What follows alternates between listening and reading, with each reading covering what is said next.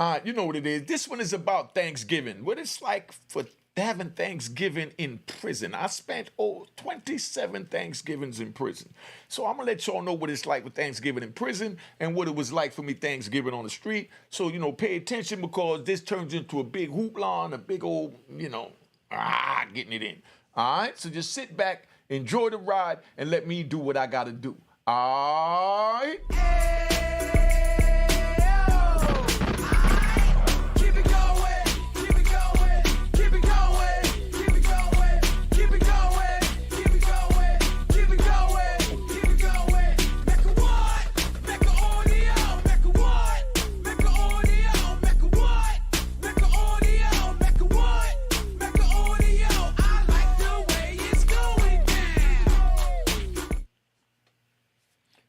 You know what it is. Unique Mecca audio, man. I'm going to tell you about typical Thanksgiving in prison so you know what it was like, and I'm going to break it down to, what it was like on the street. All right? Well, in prison, this way Thanksgiving is. Thanksgiving weekend in prison, all right? So now, we sitting here, everybody waiting on their family members. So, we go get our, our khaki suits, because that's what they give us, the little khaki suits we got to wear on the visit, or they might give us the jumpsuits. So we go get our clothes ironed up, and we get our hair done, and, get our shave, and, our Muslim prayer oil to put on, because that's the closest we got to cologne. So now we waiting on our family members to come. While we sitting there waiting on the family members to come, I decide to pull my chair up to the back of my door, and I'm dressed, I'm just waiting on them to start doing visit. So while I'm sitting over there chilling, I'm watching the game, and I'm just, enjoying it. And, there was a big game on, because we in the West Coast, so it was a game on that started in the East Coast, and one of the teams was winning, right? One of the teams was winning, and the bookie for the joint, he come up with a plan with his DC homie. And, yeah, DC. I know y'all here in DC again, but DC was the, they was the life of the prison, man, when it come to violence and GDs too. And this was the GDs in, DC that got in it. So I'm gonna break this down. So pay attention, listen to the end, because I'm gonna ride with this, right? So now he's sitting there. And he changes the DC bookie, he changes the bet on the ticket and handwritten in a different score because he saw what was going on with the game. So he goes back in the ticket man room, and while the ticket man talking, he going through the tickets, and he find a ticket that his man put in, and he changes it on that too. But in his rush, he forgot to initial it. So now the game going on, and we all sitting there waiting on visit. So everybody's at the microwave. Dudes is in there cooking turkey from the kitchen, steak from the kitchen, shrimp from the kitchen. All this came out the officers' mess hall. Don't think they feed us this for 1 minute. But whoever work in the officers' mess hall or in the butcher shop warehouse, they got access to all this food. They sneak it out, and they send it back to their compound, and then they sell it on the compound. You might get a piece of steak for $2. $10 for a good piece of steak. No complaints, we in prison. So now we get it, everybody seasoning food up, everybody at the microwave, dudes is in front of the ESPN, looking at the joint, putting in their last minute ticket, finding out the stats, dudes is watching the news, and everybody's just doing their bit. So now the game starts. When the game starts, the DC dude that was winning, that put in the ticket, he went to the bookie and said, look, my team is winning, man. I'm up 200 bucks on you, boy. I'm up 200 bucks. And the dude said, nah, ain't nobody winning. I checked all the tickets, the bets to see where the numbers was at, because the over and under's paying, like 200 to 1 or something like that. And he's like, yeah, well, I put in a book, so I got 200 books coming. He's like, nah. Hold up, let me get the ticket. So he get the ticket, he look at the ticket. When he look at the ticket, he see that on the ticket it says, handwritten, like 15, when at first it said 7. So he's like, nah, hold up, it wasn't no 15 on it. He said, look, it's on my ticket. So he looks at, the bookie man looks at his ticket, and he said, man, it is on my ticket. Like, nah, let me call the bookie that booked this. So he called the bookie, he called him over there, sure enough, it was a DC homie. So when he calls the homie over there, he said, yo, what happened? You know what I mean? And he said, nah, I put it in, but I forgot to initial it. And he said, you forgot to initial it? It's costing me 200 bucks? Nah. That's like $1,000 in the prison. He's like, nah, something ain't right. And that's your homie? He said, nah, I'm not paying you nothing. That's what the GD told him, because GD, they about their business too. He said, nah, man, they sound like a scam. I'm not paying nothing. Your homie, you forget to initially, and you know we don't pay nothing that ain't initialed. And your homie telling me that he wants to pay, so for anything you gonna pay your homie. And he said, nah, I work for you. I don't have no got on 200 books, to give him. And he said, man, well, y'all did what they did on your own. So everybody crowds around is getting ready to fight, right? So now when it's getting ready to fight, I see this. I got somebody coming in all the way from New York to visit me in California. So the last that one's a lockdown, because it's a lockdown, it's no visit. So I jump up, about to jump over the rail, but I said they'll lock my black ass up, and I'm getting old, so I might hit my knees on the ground, So I run down the stairs and I get in the middle of them. I said, yo, hold on, what's going on? And, they run it down to me about the ticket. And I said, look, man, whatever y'all gonna do, could y'all just do that tomorrow? Because, I got a visit coming in from New York. So other Crips and Bloods and, people from, Chicago and Miami that had their visits coming in for the Thanksgiving said, yo, y'all hold up, man. Yeah. Like Unique said, give us till tomorrow, man. Our family don't pay for these tickets and we trying to see our family. Plus we got the big turkey meal tonight. Man, don't mess this up, man. So they agreed to, put it on pause. They said, all right, well, we're going to deal with this tomorrow. All right? Now, right? I don't hit you over the intro. So let me get you the intro again, because I'm getting ready to take you on another journey, because it's a Thanksgiving special. All right?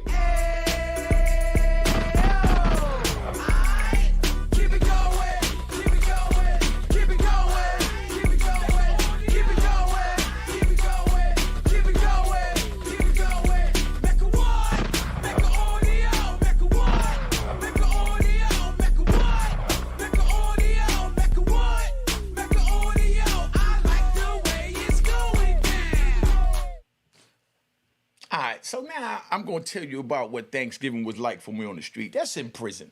Now on the street, I'm out here. I know y'all all want to get with your family. You're going to do what you do and celebrate and eat good food and all that.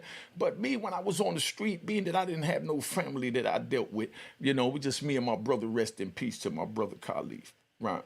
So being that it was nobody for me to chill with, he all the way in Virginia and I'm up here, I took out the 390, the 190 BMW, that was tinted all the way around, limousine tint. I even had the front windshield tint. Didn't want nobody to look at me. So I'm driving around. I'm playing my, I think I was playing Guy, A Piece of My Love or something like that. You know what I mean? That's one of my favorite Guy joints. Check out Piece of My Love. So I'm playing that joint. I'm talking to my brother on the phone, and he laying down drinking beer. He watching the game, and I'm just driving through Harlem, and I'm chilling. It's getting dark, and, Thanksgiving was a day that everybody run up on me when they wanted something, on every day of the year. But on Thanksgiving, they, yo, we short money for a turkey. We don't have money for this. We got more people coming. We need this. That, everybody got something. So I winds up, buying all these turkeys and looking out for everybody. And then sure enough, everybody invited me to come eat Thanksgiving dinner.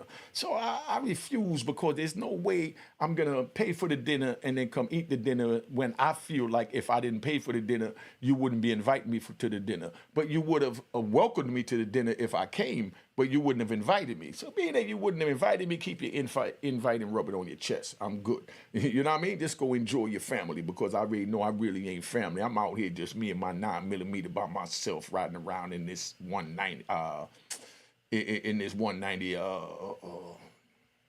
Mercedes Benz. It was either the 190 or the 300. I think it was the 300E that I had, because I had two in the same colors, because sometimes I felt like a big nigga, I'd jump in the 300E. If I was, wearing like a sweatsuit, then I'd jump in the little 190, come out and play the wild, rah, roll. That's how it was. You had cars that match your moods. So now I'm riding through and I'm looking at people walking up and down the street. It's cold. The wind is blowing. They grabbing their little sweaters around them because they're not even prepared for the winter, because early that day the sun was out bright like it is today, and they thinking it's sunny. Sun go down, it get cold. So I'm sitting there looking at, I'm riding down the street and I'm looking at all these abandoned windows, and, it was just an ugly sight. It was very ugly. But as I'm looking at this, I'm just thinking, man, it's good to be alive. I don't need nobody. You know what I mean? And that's how I'm thinking. I had to keep telling myself that to deal with the fact that I had no one, because, you can't trust no one. Like I told y'all in previous videos, I got with my 7 and 8-year-old sons, and one got in the front, one got in the back, and he went and sat behind me. I had to tell him, yo, scoot over to the right. You know what I mean? He looked over, huh? I said, nah, sit behind your brother. He said, nah, but I'm talking to him. I could see him better from the passenger seat from over here. And I had to tell him raw, straight up. I said, look, my nigga, you living with your mama and her new man. I don't trust the nigga nigga, and I don't know what he gonna do to you because your mind is not as developed yet. So I don't know if he's gonna tell you to throw a rope around my neck or stick a little fork in my neck or something. And my son looked at me like, huh? I said, yo, come on, man, just go get on the other side. But I had to give it to him raw because that's how I wanted to raise my boys to know the real, you know? So anytime they get in the car, they knew not to get behind my seat. These are my sons. I'm telling you now, 2023, that's dead wrong, but I'm going to be honest, I still wouldn't do it in 2023 because I'm still stuck in my time where I don't trust no one. I couldn't even trust my own son from sitting behind me. He was 7, 8 years old, you know, but that's how hard it is. So we riding and we decided to go to this little, you know, freak house that beat me, come over for Thanksgiving dinner. Said she had her buddies there and they're going to turn us out, you know, but, you know, this is a Thanksgiving joint. So I'm going to say that one. If y'all want to hear what happened with Thanksgiving when we went to the little freak house for Thanksgiving, had a little Thanksgiving, you know, put it in the comments. But anyway, let me get back to the prison, you know, because like I said, I like to ride, you know. We riding. So now we back in the prison. So everything is going crazy, and they teamed up. Everybody agreed to wait. So that night we went and got our turkey dinners, and when we went and got the turkey dinners, they also gave us ice cream. Only way to get ice cream in prison is to buy it. But now for Thanksgiving, they gave us the same ice cream that you normally had to buy for $3 in the commissary for free. Everybody got an ice cream. So, you know, they wrote that off and said that they, you know what I mean, that they gave, let's say, you know, 2,400 ice creams out when they only gave out 900, but that's a little tax write-off. That's the way everybody make money. Nah, they do. You know what I mean? Everybody's a crook, you know. So now, we eating our ice cream and dudes trading they turkey for ice cream and this for that. And everybody's just trading, and that's how we doing it. Jordan, that's a good day because everybody has something. Even the brokest dude feels like an equal on Thanksgiving and Christmas because they have these big meals where they give you all these little goodies. Like at nighttime for dinner time, they used to give us a little box with like 8 pieces of chicken wings, buffalo wings. We don't get buffalo wings in the prison, but on holidays. You know what I mean? Like I remember 2019, you know, Thanksgiving, they gave out a whole pheasant. The public went crazy. It was even in the media. They gave us in prison a whole pheasant. That's a whole real chicken like this. You know what I mean? But we had so many pigeons on the compound in, you know, Victorville where I was at, because y'all was in Victorville, y'all know about them pigeons. So while you sitting there looking at this little pheasant looking all good, and you just walked in the kitchen, you had to stay on this long line, and you're looking at all these pigeons taking a crap on the floor, walking in and everything, and then you go in the kitchen, and there goes a pheasant that looked like a little oversized, what's that, penguin? What the hell I just said? Pigeon. You know what I mean? See what I'm saying? My mind all over the place because I'm burnt out. Yeah, I'm burnt out, but, you know, yeah, I'm who I am. So then now, they sit there, we look at this little joint. So now I'm like, man, and I don't eat that day anyway. So, you know, I just went because they give us a little ticket, right? They slide the ticket under the door at 10 o'clock count. Everybody get a ticket. When you go in the kitchen, you give your ticket. They drop it in a big pickle jar full with water. And, you know, so they know who eats. So you got to have a ticket to go, and they guard the tickets, you know, tight so you can sell your whole ticket. So, you know, my man wanted the ticket. I normally wouldn't even take the ticket, but I went up there and, you know, got the tray for him and gave him the tray, and we sitting down and we talking, and then they talking about the game. And, you know, we had all types of conversations then. We had conversations like, let's talk about this one. You know, like you heard about the new lawsuit. Aaron Hall talking about, you know, like I said, I'm riding. You know, this is how we do it at the Mecca. You know, Aaron Hall talking about, he just came out and there was a new lawsuit filed, you know, on Thanksgiving Day. Who files a lawsuit on Thanksgiving Day to tell a man, happy Thanksgiving, I'm trying to sue you for millions on Thanksgiving? But, you know, somebody filed a lawsuit. I think her name was Dickerson, maybe Gloria Dickerson or something. Correct me if I'm wrong. She filed a lawsuit, say, back in 1991, you know, this and that happened with Puffy. Look, 1991, I was with Puffy when he was still in D.C. and Howard. You try to sue a man from 1991 before he got $1, you know, for a bag of money right now, 2023, because he got money because you saw Cassie go up there, pull the stunt, and he folded too quick, you know what I mean? Which if he wouldn't have folded, all that stuff would have came out. They didn't want to come out, whether it was true or not, it would have came out. So now, you know, Cassie got her money that quick, so now every scallywag, you know what I mean, in the world that ever crossed paths with P. Diddy is coming to get a piece of that money. See what you did, Diddy? Bad move. Bad move. But anyway, so, these are the conversations we might be having. Man, you see that joint with Diddy, man? Aaron Hall talking about he did this and that, he's this big, and Puffy had him, blah, blah, blah. That falls in to coincide with what Cassie was saying, that he used to, pay dark-skinned male prostitutes, you know what I mean? To have sex with it, and then Aaron Hall saying that he used to have sex with women, and Puffy would watch and videotape because he was dark-skinned and well-endowed. So they trying to make make everything fit is what they trying to do. So now, these are the conversations we having in prison. Then they had stupid conversations like, yo, who you think got more money, Tupac or Biggie Small? You know what I mean?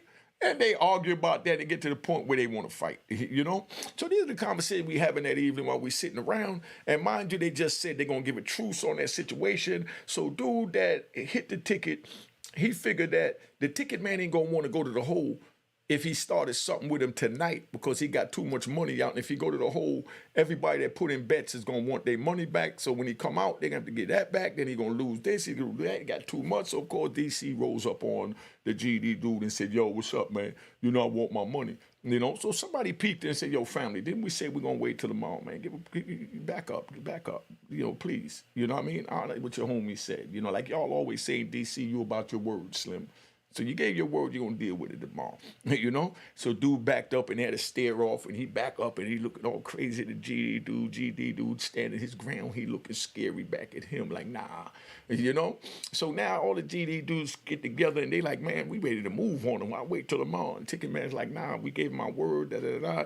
And the DC dudes like, we ready to move on him. And they, they main shot callers, they like, yo, chill out. You know what I mean? We gave him our word, Slim. You know what I mean? So now everybody decided to wait till the next day. So that night when it's time for lock-in, before lock-in, everybody's running around to all the storemen on the compound. Yo, how many soups you got? I got about 40 in my store. Give me all 40. How many such and such you got? About this much. Give me that. And everybody asking for something. Hello? Hello? Yeah, what's up? Who this? Unique? Yeah, what's up? Oh, what's going on? Ain't nothing. I'm doing a video right now. I'm letting you know that you're being recorded, so if you want to talk, talk. If you don't, get the hell off the phone. You want to say who you are, you want to talk, or you want me to call you back? I'll call you back. My nigga. All right. All right. Yeah. See what I'm saying? That's how real niggas do. I let him know straight up I'm recording. I could have did the little YouTube thing and snuck record him, and then he would have said something he ain't want out there, and then dude would have said, man, Unique ratted on the dude because he set the dude up.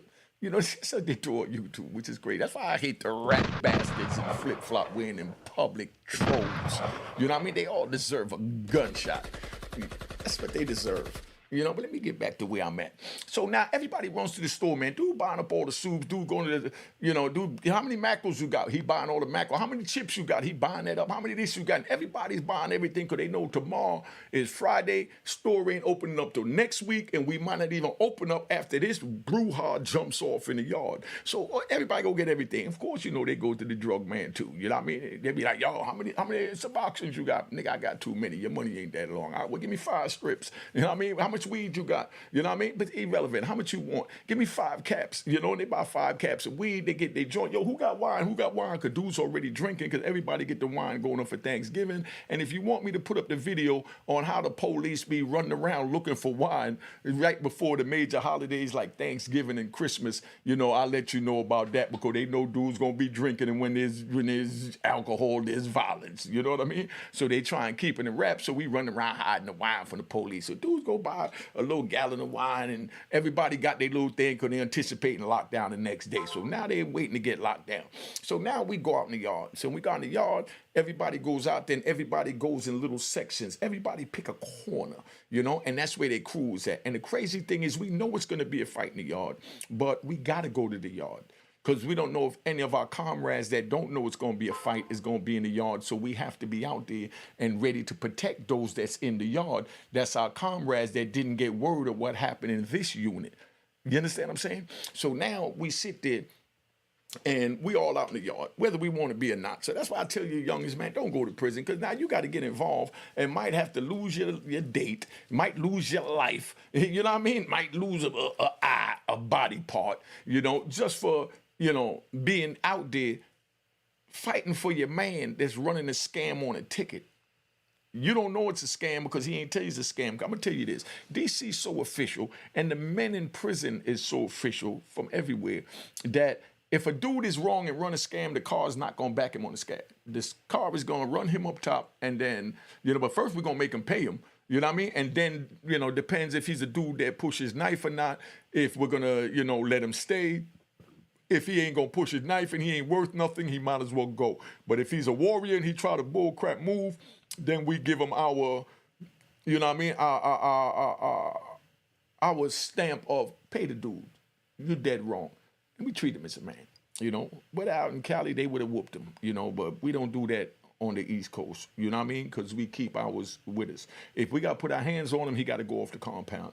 So we don't do the DB. No disrespect to nobody that do, but I'm just telling you how it is so that the youngins understand we're going to prison. So if you're a gangbanger, you're going to prison and you try and run a move, you're doing something, you know what I mean? They're going to what they call DP you out in Cali. You know what I mean? And I respect them for how they carried that because they always said we ain't going to let nobody put their hands on our people. We'll put our hands on our own, But, so, it is what it is. So now we sitting there and we in the yard. Everybody got their little protective, perspective corners, that they in, and everybody got their knives on them. We waiting to see what happened. We ain't got nothing to do with it. Let's say Miami or, you know what I mean, or Jersey or, Wisconsin or Arizona or Tennessee, because that's between DC and GD, and we don't, get involved in other people's beefs. You know what I mean? So, that's how it is. It's like, unless it's a race ride, when it's dealing with another race, then everybody go, but everybody allows everyone to clean their own car. You know what I mean? So now you got GD and DC, and they always get into it anyway. But they out there in the yard, and while they out there in the yard, everybody else is out there in the cut, and, no disrespect, but, I mess with the DC dudes, so there's no way I'm going to let nothing happen to the DC dudes, just like if something happened with a New York car, and I'm out there, DC, even though they ain't going to directly get involved, they're going to be in the cut that if anybody else jump in, then you already know what it is. But once it's a fair one, it's a fair one because all men got to be able to show that they could handle their prospective beefs within their car and against other cars. You see how this prison thing works? You know what I mean? Follow me on Instagram. The name is on the screen right now. Flash, boom. And then you already know the routine. Cash App on the screen. I don't care if it's $1, $5, $2, or whatever. At least give me an emoji, give me a like, give me a subscribe. You know what I mean? Show some love. All right. So now we out there in the yard, and everybody in their little perspective corners, and they waiting to see what's going on. And the police see everybody in their corners, so they know what's going on. Not what's going on, but they know something about to go down. Because when you look out and you see the Bloods in this corner, the Crips in this corner, the Dirty South in this corner, you know what I mean? New York and Jersey in this corner with the Muslims and Baltimore, and D.C., it's just crazy. So they trying to figure out what happened. They up there in the tower and they looking, and the police, they not stupid. They're not going to come walking in the middle of all that to come ask somebody what's happening, because if somebody says something, he going to get stabbed up right there.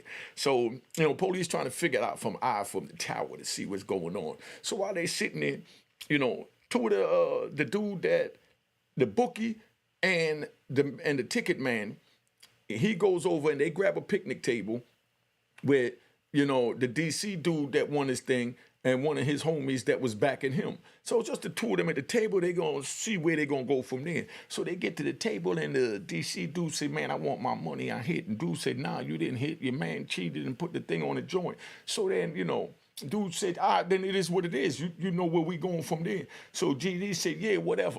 You know what I mean? So now as soon as he does that, both of them nods their head. Boom. You know what I mean? So they nod their head. Everybody just run towards each other. They start fighting and stabbing, and police is shooting out the tower, and things is getting out of control. And this is day after Thanksgiving. So now when they doing all that, all the police come run up out in the yard, and they still fighting because GD and DC, they about that man time. They not going to put the knife down before the police come, because then somebody that didn't put his knife down will wind up putting the knife in you. So they fighting all the way to the last breath. So then they grab the main character, they put him in the thing, and then now they got us all lined up in the yard, and for us to get body checks so they could see who was fighting and who got away, you know what I mean, before they let us off the yard, So now everybody's piled up, and they made everybody get in lines and take their shirt off. And now We in California, and it do get a little cold in November. To me, it's cold because it might be in the low 60s. You know what I mean? But I'm out there in the low 60s, no shirt on. It made me take my shirt off, and I got to wait for them to check my body, hold my hands out so you can see if anything on my knuckles, if I was fighting any blood, any cuts, and anything on you, they lock you up for investigation, and you got to tell them where you got that from. That's why if you get cut in the prison, even using the top to a macro can or a tuna can, you know what I mean, by accident, you're supposed to go to the police working and say, look, I cut myself by accident, put it in a book so if something happened later on in the yard, you know what I mean, they know that I was cut here and not in the yard. Because if you didn't do that, then you out there when this happened and you got a cut on your finger, you hit, dog. You know what I mean? See how crazy it is? But you got to know these things, you know? So they sitting there, they fight till the police locks them up and then they walks us in the unit. So when they walks us in the unit, everybody going in the unit, and as soon as we go in, dudes is running to get to the shower. So now you got 50 people trying to get in one shower. Then everybody running to the microwave. So you got 50 people trying to get to the microwave, and there's only 3 of them. And then you got everybody running to the phones. 50 people trying to get there. There's only about 6 of them. Then everybody's trying to run to the computer to text their people to tell them we going on lockdown. You know what I mean? And now your family member came all the way from New York, and you sitting there, and they locked the joint down day after Thanksgiving, and your family member is there all the way until Monday morning or Sunday evening so they can see you Friday, Saturday, and Sunday, and Thursday, and get 4 days spending with you all the way from New York. Those was the best visit, and I want to thank everybody that came through and helped me down. Round of applause to you. Round of applause. All right, relax. See, stop it. That's why I could understand why, you know, Honeycomb Brazy is so mad at 2 Times Finesse, because he gave him all his loyalty and looked out for him for 5 years while he was in jail. He told him not to mess with, you know, Moneybag Yo. So Brazy didn't mess with Moneybag Yo. And then when the turbos are turned and Brazy's on the inside, Finesse is out here, he hooks up with Moneybag Yo, the same one he told him not to hook up with. Now he done blowed with him and Mob Ties and all this, so now he feel like, yo, nigga did the double cross. You know what I mean? And in the street, that is considered a double cross, just to give it to you 100. You know what I mean? Not picking no sides, but got to give it to you all real, because that's what my channel's about. I got a gangster channel, all right? You know, where we just give gangster facts, and if you like it, you know, you like it, and if you smart, you'll say, nah, Unique, you stupid as a mother. I don't agree with none of that stupid-ass gangster crap you talking. That's why I'm going to stay off the street and keep my job, and you keep that gangster crap to yourself. And I respect that. You see how real this is over here at the Mecca? All right? Because I know I'm twisted. You know what I mean? But I don't want you to get twisted. That's why I'm telling y'all, you know, how these codes go. And once you enter it, you can't get back out. You remember back in the day when they used to say if you enter a gang, it was blood in and blood out? Whatever happened to that? Whatever happened to that? You know, that's all I'm going to say. But anyway, so now we still moving. Now, they got us in the units, and the police got everybody locked down. They trying to decide what they're going to do. All the family members is coming to jail, calling the jail, saying, man, we came from New York, we came from Miami, we came from Chicago. We want to see our family. Man, how y'all going to do this? So now they decide to just let the visitors, as they get the visitors out the cell, but everyone else had to stay in the cell. So they let them out. Now it's time to feed. Nobody didn't eat yet. Day after Thanksgiving. Visit over at 3 o'clock. They didn't even eat lunch yet. All we got was breakfast, an apple, a milk, you know, and 2 slices of bread and the cheese. And that was our breakfast. And now it's 3 o'clock. Niggas is hungry. You know what I mean? So while we doing that, 3 o'clock, they're going to try to figure out what they're going to do. So they tell everybody, look, we're going to let y'all out after 4 o'clock, 1 unit at a time, so y'all could go eat, and we could test the waters, because we want to open it back up. We don't want to lock it down, because a lot of family members came from out of town and trying to come see y'all, so we need y'all to work with us, you know? But they only really letting us out so that we could talk amongst ourselves and put another truce in like we did on Thanksgiving Day.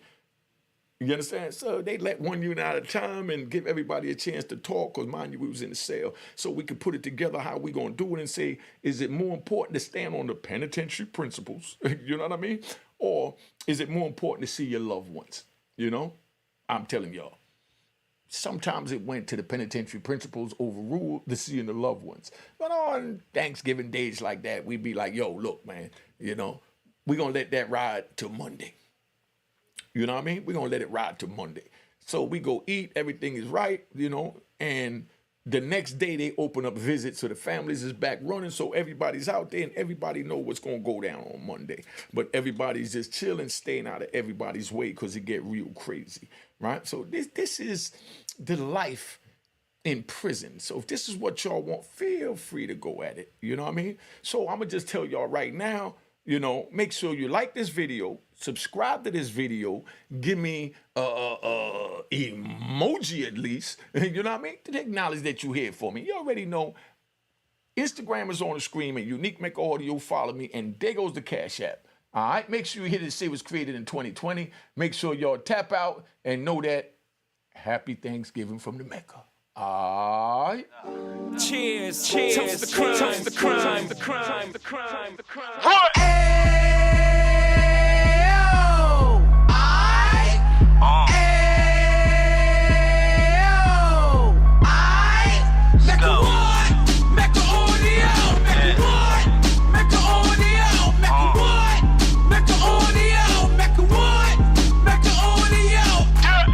Fresh out the can of 26, he back on the strip, getting back in the mix. What he mentions a gift. You stand up 10 toes down, and I suggest you pay attention to this. Take a little gully posse and put it in Harlem. He cut from the bottom, came up from the bottom. Drop the book, you should go and get it. The Instagram page and the YouTube, you could go and visit.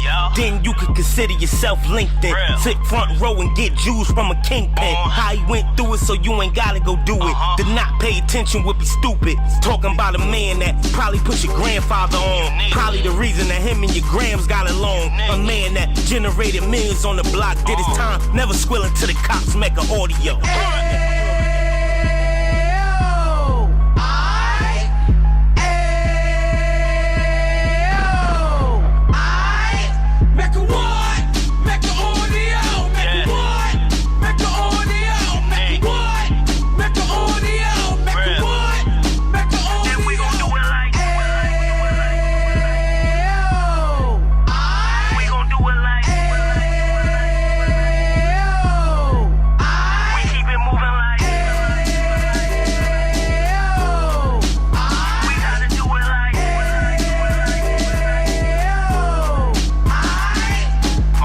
Get it live like 2 G's in the 90s. Drop top beamer so shiny. I let shorty go, she was whining.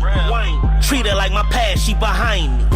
Spend a couple bands on the Dapper Dan. You be back again, getting green like a Packers fan.